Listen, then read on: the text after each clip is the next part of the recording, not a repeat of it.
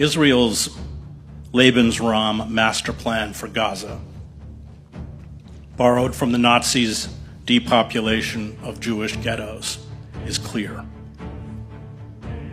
Destroy infrastructure, medical facilities, and sanitation, including access to clean water, block shipments of food and fuel, impose telecommunications blackouts, unleash indiscriminate industrial violence to kill and wound hundreds a day, let starvation and epidemics of infectious diseases, along with the daily massacres and the displacement of Palestinians from their homes, turn Gaza into a mortuary.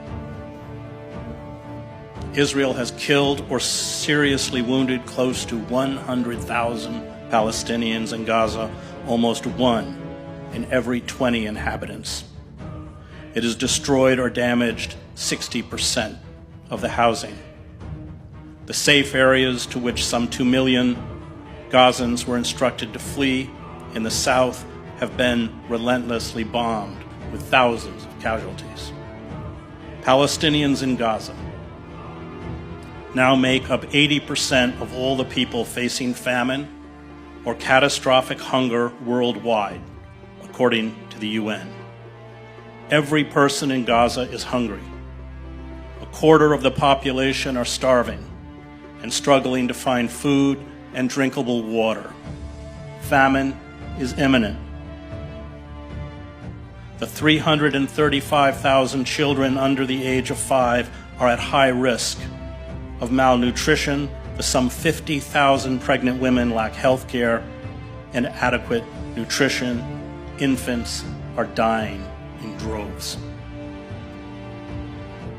Israeli political and military officials, as the South African jurists documented at the International Court of Justice, make no secret of their genocidal intent, nor of their vision of what comes next.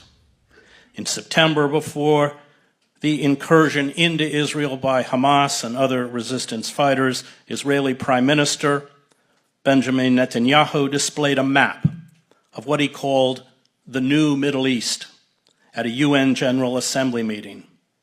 Gaza, the West Bank, and East Jerusalem had all been incorporated into a greater Israel. Palestine had ceased to exist.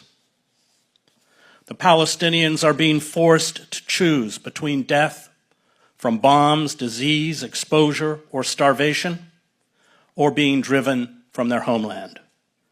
There will soon reach a point where death will be so ubiquitous that deportation for those who want to live will be the only option. Israel is lobbying countries in Latin America and Africa to accept Palestinian refugees. Israeli leaders are calling this deportation, quote, voluntary migration. Voluntary migration is not a new concept in the annals of genocide. The Nazis shipped their victims to death camps.